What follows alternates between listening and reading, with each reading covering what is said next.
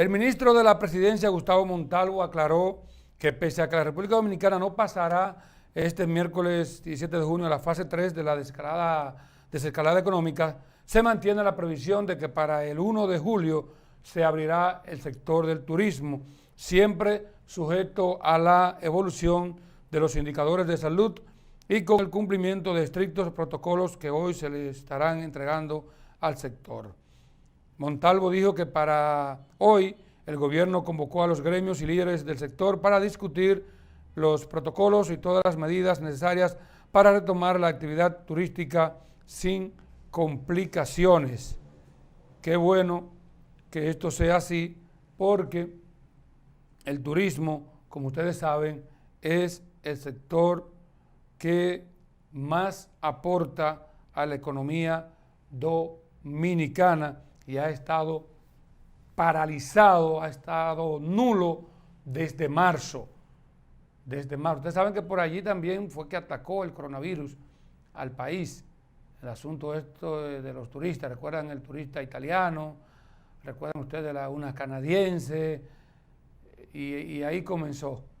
Después la dominicana que vino de Europa, y en San Francisco de Macorís, entonces el brote fue terrible con esta dominicana que trajo el virus al país y Salud Pública no actuó a tiempo, y ya ustedes saben el resultado en la provincia de Duarte, que se propagó por toda esta zona el COVID-19. El gobierno anunció anoche que la República Dominicana no pasará a la tercera fase de la desescalada de la economía nacional debido a los crecientes casos de coronavirus que se han registrado en las últimas semanas. El anuncio lo hizo Gustavo Montalvo, ministro de la Presidencia, en una declaración de prensa desde el Palacio Nacional. El gobierno dijo que no estaban dando marcha atrás, sino que estaban resguardándose para poder seguir dando marcha hacia adelante en los próximos días. Reveló que la reapertura del turismo sigue en pie para el 1 de julio, como se ha planteado previamente, en la que hubiese sido la entrada en operación de la fase 4.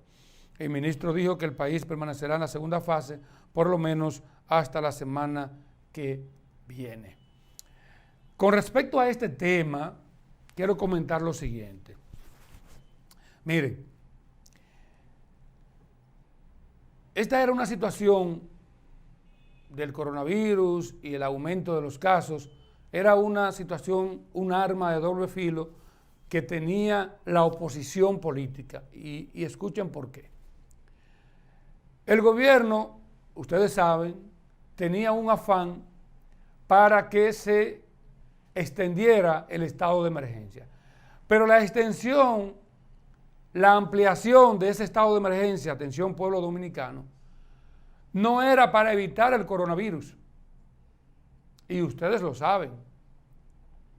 Hace ya unos cuantos días el Congreso aprobó la solicitud de la prórroga, de la nueva prórroga para el estado de emergencia que había hecho el presidente de la República, Danilo Medina.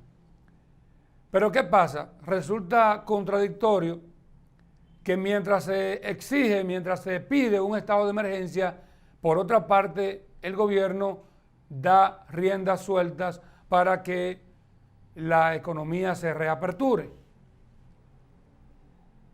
Es una cosa contradictoria, porque si hay un estado de emergencia y hay una situación difícil, ¿por qué vamos entonces a reaperturar la economía? Porque eso significa que más personas estarán en las calles y mayor es el riesgo de contagio del coronavirus. Bien, si la oposición no aprobaba la extensión del estado de emergencia, entonces estos casos ya se le iban a achacar, lo voy a decir así popularmente, se le iban a achacar, ese fue el culpable, se le iban a atribuir todos esos casos a la oposición política. Entiéndase, el Partido de la Fuerza del Pueblo, el PRM, el Reformista, todos, excepto los del gobierno y partidos aliados, en este caso el PRD. Se dio el Partido Reformista, por las razones que usted considere, si hubo o no dinero por el medio, pero se dio el Partido Reformista y al ceder entonces el PLD consiguió los votos necesarios y se aprobó la extensión del estado de emergencia, que luego el señor Pedro Botello había dicho que fue un negocio con el gobierno. Oigan esto, el estado de emergencia fue un negocio entre el gobierno y los reformistas por el cambio de la aprobación del 30% para la AFP, es decir, para que le devuelvan parte del dinerito a los trabajadores que cotizan. Entonces, al darse esta situación, el gobierno ahora sabe, siempre lo ha sabido, que no iba a existir una disminución de los casos del COVID-19 en el país mientras esté la reapertura de la economía y la gente saliendo a las calles día y tarde y un poco controlado ya en la noche por el toque de queda, que ahora es a partir de las 8. Pero eso no iba a impedir el aumento del coronavirus. El gobierno lo sabe, siempre lo ha sabido. Ahora, ¿qué pasa, pueblo dominicano? Que el estado de emergencia le provee al gobierno recursos, ya ustedes saben, sin fin, para ayudar al pueblo y, por supuesto, esto le conviene políticamente porque quienes entregan las ayudas del gobierno son los candidatos del partido oficialista. Entonces, el estado de emergencia no era más, y me excusan la gente del gobierno y los PLDistas, pero siempre ha sido mi discurso y mi posición, por lo menos después que el gobierno comenzó a darle rienda suelta a la gente. Los empresarios de Santiago incluso se opusieron a la extensión del estado de emergencia y muchos sectores más, no solamente la oposición política, de que no era necesario eso.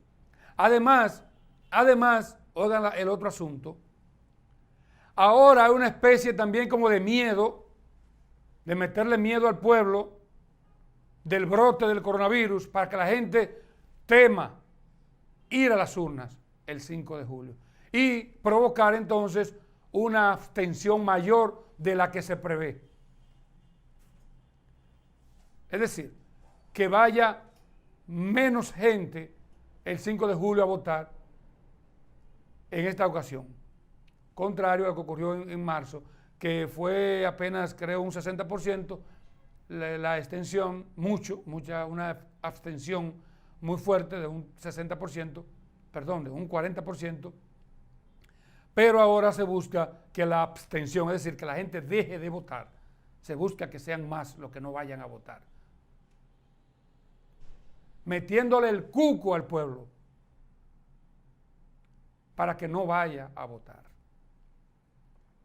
Entonces, con ese relajito, como ya no podemos acusar a la oposición porque le han aprobado un estado de emergencia, entonces ahora buscamos como excusa que hay un brote del coronavirus. Esa es la excusa.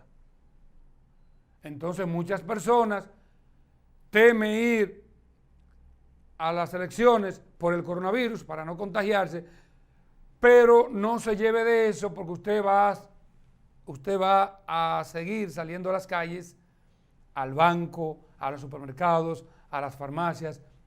En la junta, ese día, en los centros de votación, ese día, usted tendrá más distanciamiento físico que el que ocurre ahora en los centros comerciales. Así que no se preocupe por eso, vaya a los centros de votación y después se dirige a su colegio y vota ese día. Entonces, se está jugando aquí con el pueblo, se está jugando a muchas cosas y con eso hay que tener mucho cuidado. Con eso hay que tener mucho cuidado.